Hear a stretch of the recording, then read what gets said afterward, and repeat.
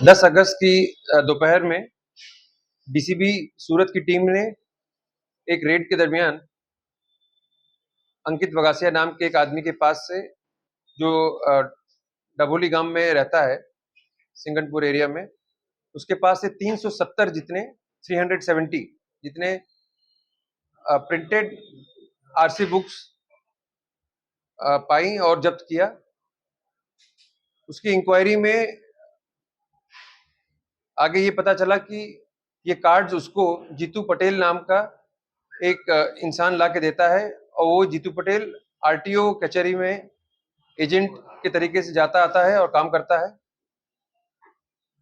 इन दोनों के ऊपर जब डीसीबी के अधिकारियों ने और इंक्वायरी की तो एक बहुत बड़ा रैकेट और कॉन्स्पिरेसी निकल कर आई, जिसके तहत 11 अगस्त की शाम को एफआईआर दर्ज हुई है डीसीबी पुलिस स्टेशन में सूरत में, और अब ये इन्वेस्टिगेशन डीसीबी सूरत के पास ही है। कितने समय से कर रहे हैं? काफी समय से कर रहे थे। अब तक इन लोगों ने करीब 200 गाड़ियों के नकली आरसी बुक्स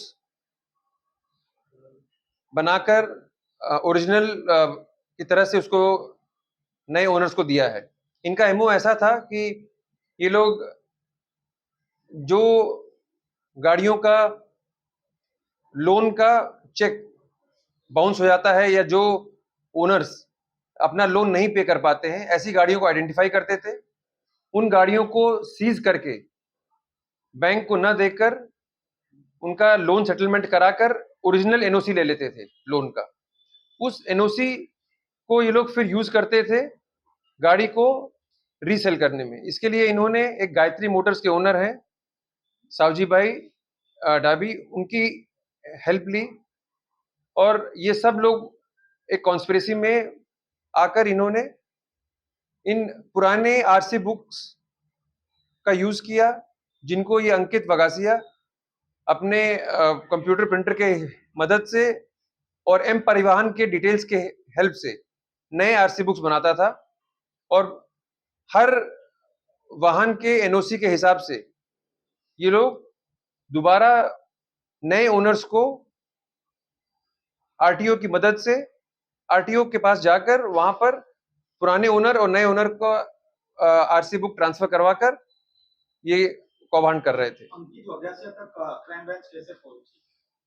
अंकित वगासिया तक पहुंचने के लिए क्राइम ब्रांच को इंफॉर्मेशन मिली थी, और ये इंफॉर्मेशन एकदम सटीक थी। इसलिए सर, किसी ने सुसाइड किया था और उसने सुसाइड नोट में से बाहर आया था कि उसकी लोन दूसरे के नाम पे चढ़े, ऐसा कुछ बात है? देखिए, अभी अभी ऐसी कोई पुख्ता जानकारी हमारे पास नहीं है। ये पहले हमने जो है सिंपल इंक्वायरी की उन कार्ड्स का और अंकित वगासिया और जीतू पटेल के रोल के बारे में, उसके बेसिस पर एफआईआर दर्ज हुई है। अधिकारी को भी इस बारे में जानकारी दी गई? हाँ, क्योंकि एफआईआर आरटीओ की तरफ से है, इसलिए उनको ये जानकारी दी गई। आरटीओ ने कोई मिली भगत हुई है?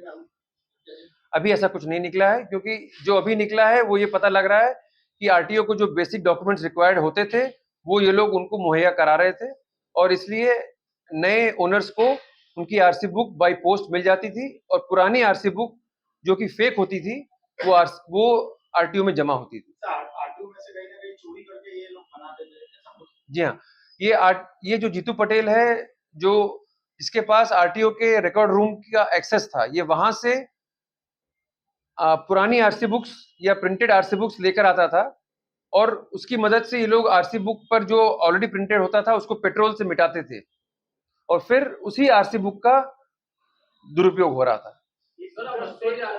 एक एक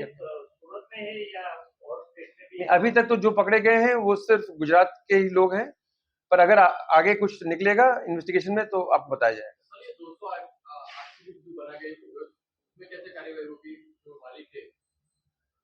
देखिए, जो 200 बन गई हैं, ये इन्होंने अपने प्राइमरी इन्वेस्टिगेशन में हम लोगों को जो पता लगा है, ये उसके हिसाब से मैं बता रहा हूँ आपको। कुछ एक हमने आइडेंटिफाई भी कर ली हैं, लेकिन धीरे धीरे हम कोशिश करेंगे कि इस पूरे मामले के तह तक पहुंचा जाए। सर, मालिक को पता था कि ये डुप्लीकेट आरसी हम लोग को मिल रही है? नहीं, अभी तक मालिक को इसके बारे में कुछ नहीं पता था। जो हमें पता लगा है उसके हिसाब से उसको कुछ पता नहीं था।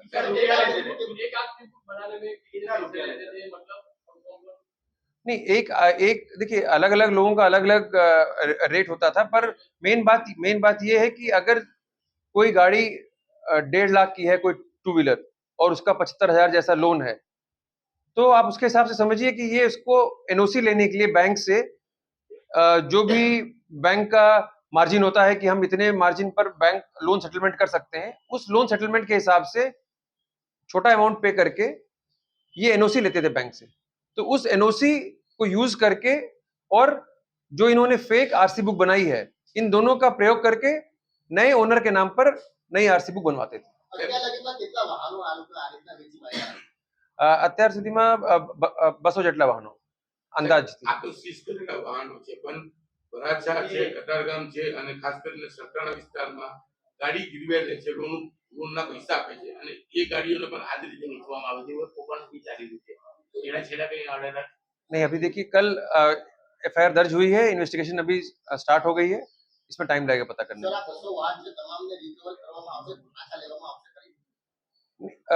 वो डिपेंड करेगा हमारे केस के हिसाब से. अगर ये क्राइम का केस का मुद्दामाल होगा तो वो रिकवर करने किया जाएगा. केस में बैंक और फाइनेंस कंपनी का इन्वॉल्वमेंट सीधा कहीं ना कहीं जितेंद्र पटेल के साथ जुड़ा हुआ है, ऐसा है? बैंक के क्या रूल्स हैं उसको स्टडी करके ही हम बता पाएंगे कि फाइनेंस कंपनी का कोई इन्वॉल्वमेंट है कि नहीं. अभी तो ये पता लगा है कि फाइनेंस कंपनी के जो लोग गाड़ी सीज करते थे, वो गाड़ी सीज करके और ये लोग आपस में उसका लोन सेटल करके एनओसी लेना इनका प्राइमरी काम था.